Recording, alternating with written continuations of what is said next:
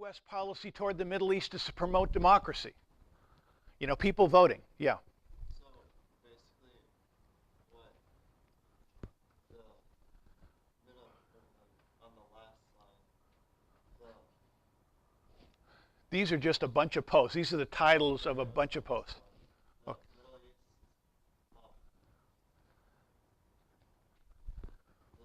basically, we're trying to reform, either improve or I'm just saying that for affirmative. accelerate or define the relations with Middle Eastern countries in order to improve democracy. Yeah, I mean, to start with, I talked about, you know, sort of economics of why the Middle East is so far behind economically, why people are so poor, and why there's so much conflict. And that's just a background issue. Here, I'm saying, yeah, so what should U.S. policy be to improve things in the Middle East? Right, we're interested in oil from the Middle East. We have strategic objectives there, support for Israel. But what should we be doing? Like, what's our response to Arab Spring? Morocco, Tunisia, Egypt, these countries fighting for a better government, better society. Our policy has generally been promoting democracy. We say people should be able to vote for their government. So our policy in Afghanistan and Iraq was we want a system where there's voting, where people are voting and you have a representative government and all that stuff. And I would argue that this is problematic. Voting is a cause of conflict in the Middle East. Remember, when you have a democracy, who gets to run the government? Well, the party with the most votes.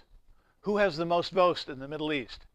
Well, in any particular country, it's you know, the ethnic group with the most people. So in Iraq, it's the Shia, right? If you had democracy in other countries, the people with the most votes take over. In Africa, in Kenya, for example, they had a dictator for 30 years, the U.S. international pressure for democracy. They kicked out the dictator, finally got a new constitution, and they had a voting, right? So in Kenya, there's 42 tribes. You know, Kikuyu, Luo, various other tribes, 42. So how many political parties do you suppose they had? 42. And politics was all about getting your tribe in power, making alliances with other tribes so you could get as much stuff from the government as possible. New roads to your tribal areas, new wells, new this, new that. So basically voting in a time when you've got unlimited government, voting is about how you can get control of government so you can get more stuff for your area, which is sort of a lot like the U.S., right? Every congressman says, here's what I'm going to bring for you. Lyndon Johnson goes to Houston and he says, look what I got you, and all of NASA. He brought all of NASA to Houston, right, to launch rockets to the moon. But it was good in the sense that we got to the moon, but for Johnson it was pork for his district in Texas.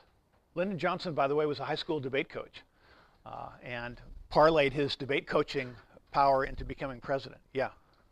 Okay, so I mean, I guess my question is then what's the solution? Because I mean, to some extent, you're right. We have that problem in the United States that politicians pander to their own region, and that the political parties are polarized. And it's all about getting the political party in power, but nobody supports not enhancing or increasing the voting or democracy in the United States. So, what is the alternative for the Middle East? Just leave it the way it is, leave the dictatorships, leave the oppressive regimes. Yeah, good question. I mean, and this is the background to this is foreign policy realism and foreign policy idealism. So our policy with the Middle East was foreign policy realism, saying, look, they're dictators, they're authoritarians. We're supporting them because we don't want the Islamists to get in power. That's just the way it is. President Bush shifted to a policy of foreign policy idealism. It says, why do we promote democracy in other places but not in the Middle East? So basically reduce support for dictators. But the answer to your question, I would argue, is the Constitution. The key to the U.S. system is the Constitution limits the powers of government, and only when you limit the power of government do you diffuse the ethnic or sectarian tension to get the government to do stuff for you. So our Constitution says government can only do these enumerated things. It's not supposed to do other stuff, and that diffuses a lot of the power. So voting is not about deciding what the government's going to do. It's about deciding who's going to run the government. You need a constitution that clamps down the limits, the scope of government power. Yeah. I have two questions. First,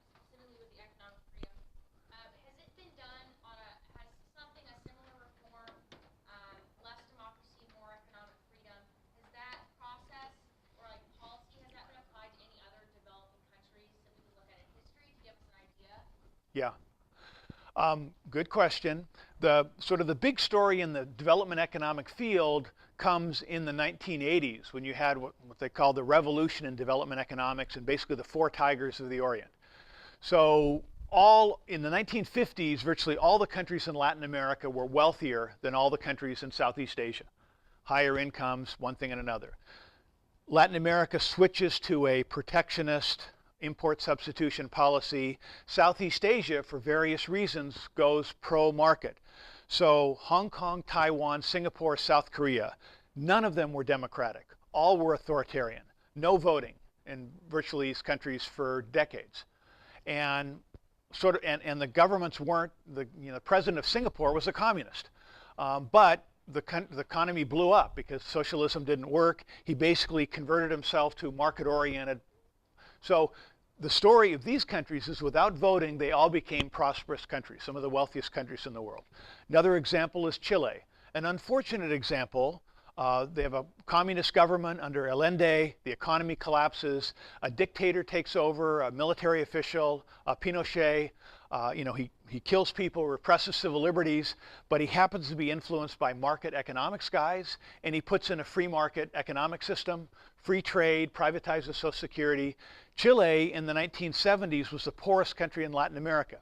By the 1990s, it's the wealthiest country in Latin America because they had free market reforms. Now, I'm not advocating authoritarian governments. In fact, William Easterly has done a further study, and authoritarian governments have screwed up the economy as often as they've made it better. But those are examples of saying, look, let's focus on economic freedom, democracy comes later. So Chile becomes more prosperous. They say, well, look, we've had enough of a dictator and Pinochet, and they have more socialist people in charge now. Yeah. So it's your opinion that it would be better to leave a dictatorship in place or to support a dictatorship? Well, so see, the key to prosperity in Taiwan was really U.S. recognition of China when we were forced to not recognize Taiwan and to cut all the foreign aid. We have supported dictators in the Middle East, and that's a problem. We've hurt the people and the country by giving money to the dictators.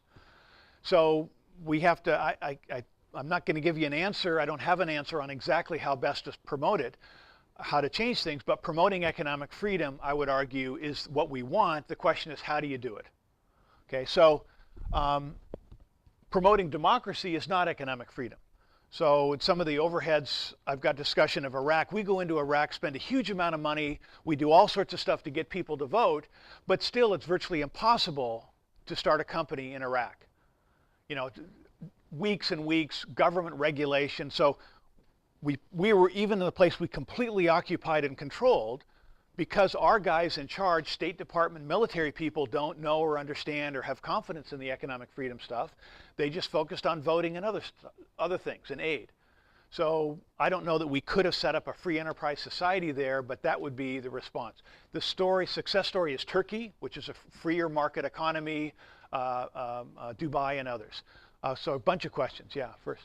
Yeah, I just wanted to, the Balkans in the 90s was a lot like the Middle East in the fact that it had a bunch of different ethnic tension, a bunch of people arbitrarily lumped together like we have in the Middle East. I was just wondering what your opinion was on the possible solution of partitioning states into the different tribal groups, different autonomous states, such as Iraq has a number of different parts, or Syria, a number of different groups, taking those states and splitting them off. Yeah, so I'm very much in favor of that in theory. In fact, that's what we have sort of in the U.S. We have what's called federalism. The idea of federalism is the states have power, the central government just does a little stuff.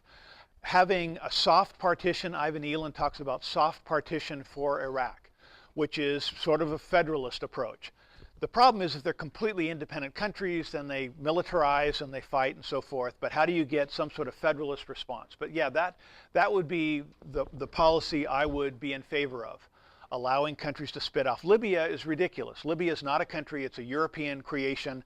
The east and the west part of Libya don't want to be run by each other. So you allow that to either a federalist system or break up. And the same with Iraq. Iraq is a European made-up country. Instead, you have 3 different territories, different ethnic groups. Let them vote on their.